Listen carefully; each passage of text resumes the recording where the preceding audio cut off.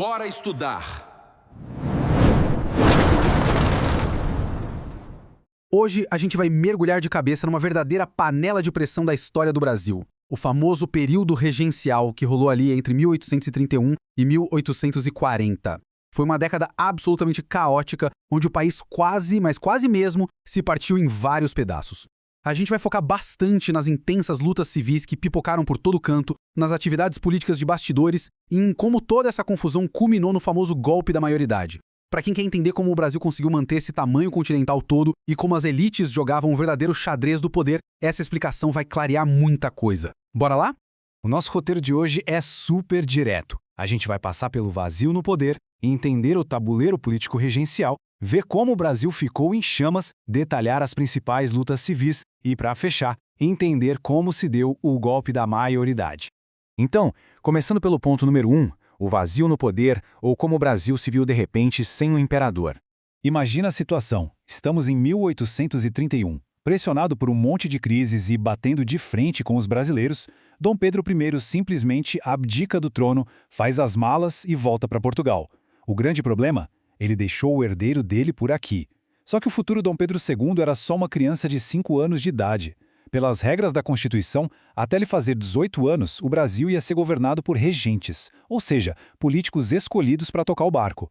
E foi exatamente essa ausência de um líder forte e definitivo que serviu de faísca para uma década inteira de instabilidade.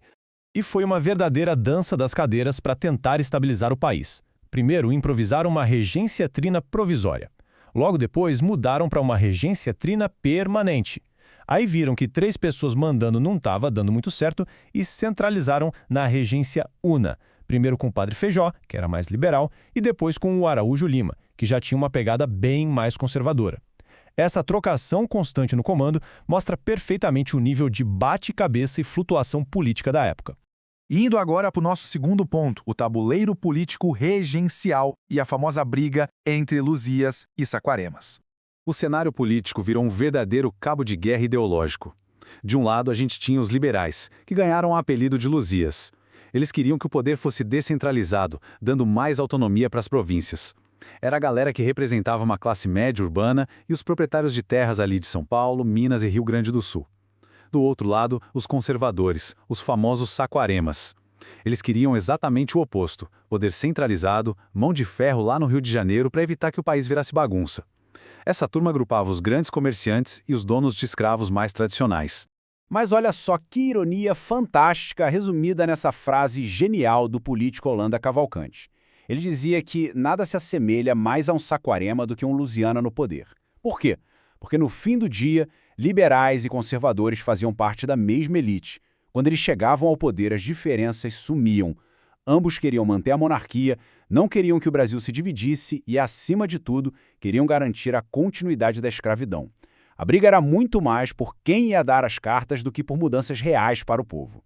O que nos leva ao ponto 3, o Brasil em chamas e a ameaça real de fragmentação do país. A gente não pode subestimar isso. O vácuo de poder e a raiva que as províncias sentiam do Rio de Janeiro quase acabaram com o Brasil. O risco de separação era palpável. O país flertou fortemente com a ideia de se quebrar em várias repúblicas menores e independentes. Pensa na América Hispânica, com vários países vizinhos. O Brasil quase teve o mesmíssimo destino. O mapa gigantesco que a gente conhece hoje esteve seriamente por um fio. E para tentar segurar essa onda, o governo teve uma ideia. O exército regular era super mal pago, estava enfraquecido e o governo não confiava muito nele. A solução? Criar a Guarda Nacional. Basicamente, eles deram poder e armas para as elites locais, para os fazendeiros. Era uma milícia oficializada que permitia que os coronéis locais mantivessem a ordem na base da força bruta, protegendo, é claro, os próprios interesses onde o governo central não conseguia chegar. Agora chegamos no ponto 4, e aqui é onde o bicho pega de verdade. As principais lutas civis que marcaram o período. Não foi uma bagunça generalizada de um tipo só. Foi uma explosão de revoltas completamente diferentes entre si. Lá no Pará, tivemos a cabanagem, movida pela miséria absoluta da galera que morava em cabanas, e que sofreu uma repressão violenta demais. Na Bahia, a revolta dos malês foi incrível, escravizados de origem muçulmana que sabiam ler e escrever, lutando contra a escravidão. No Sul, a Revolução Farroupilha durou 10 anos, e lá foi a própria elite local se rebelando contra impostos abusivos, chegando a proclamar repúblicas separadas. Ainda tivemos a Sabinada, também na Bahia, liderada pela classe média, e a Balaiada no Maranhão, juntando gente pobre e escravizados contra os fazendeiros. O Brasil inteiro estava pegando fogo, mas cada lugar por um motivo diferente. Mas vem cá, o que todos esses movimentos tinham em comum no fim das contas? Primeiro, todo mundo estava de saco cheio do governo central no Rio de Janeiro ditando as regras. Segundo, a economia nas províncias estava indo de mal a pior. Terceiro, o pessoal odiava o recrutamento forçado que literalmente arrancava os trabalhadores das suas vidas para servir ao exército. E quarto, havia muita disputa por poder local. Quando você junta tudo isso, você tem a receita perfeita para o caos civil. E aí chegamos ao nosso quinto e último ponto, o golpe da maioridade, que serviu como a válvula de escape perfeita. Pensa com a cabeça de um político lá do Rio de Janeiro naquela época. O país está explodindo, o exército não dá conta, a Guarda Nacional faz o que quer. Qual é a grande saída? Como a gente esmaga essas revoltas e mantém o Brasil inteiro sem ter o imperador adulto com autoridade inquestionável? A resposta foi pura malandragem política. Em 1840, os liberais estavam perdendo espaço no governo. O que eles fizeram? Fundaram o Clube da Maioridade. A ideia genial deles foi propor que se antecipasse a coroação de Dom Pedro II. O argumento oficial era bonito. O Brasil precisa de um imperador legítimo no trono para pacificar as províncias e impor ordem. Mas o motivo real de bastidores era a cartada de mestre dos liberais para tirar os conservadores do poder e voltar a mandar no governo. E a manobra deu super certo. Foram lá perguntar para o jovem Pedro, que tinha só 14 anos, se ele topava assumir o império antes da hora. A resposta dele ficou para a história. Quero já. Com esse simples sim de um adolescente, a Assembleia passou por cima da Constituição, declarou a maioridade e ele virou imperador.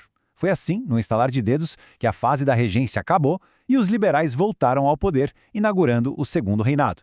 A coroação daquele menino foi a mágica que a elite precisava. Com a figura do imperador no trono, as rebeliões foram sendo sufocadas sob o peso dessa nova legitimidade. A paz voltou, mas só no papel, porque nos bastidores, os mesmos políticos continuaram jogando o mesmo xadrez político, garantindo que o poder, a unidade territorial do Brasil e, claro, as estruturas que mantinham as riquezas deles ficassem super bem protegidas.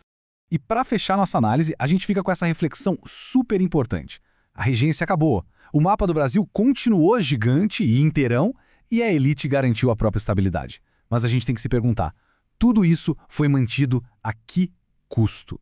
Porque para a imensa maioria da população que lutou, sangrou e continuou oprimida e escravizada, a vida não mudou absolutamente nada. As dores profundas do Brasil continuaram as mesmas. É isso, pessoal. A gente se vê na próxima.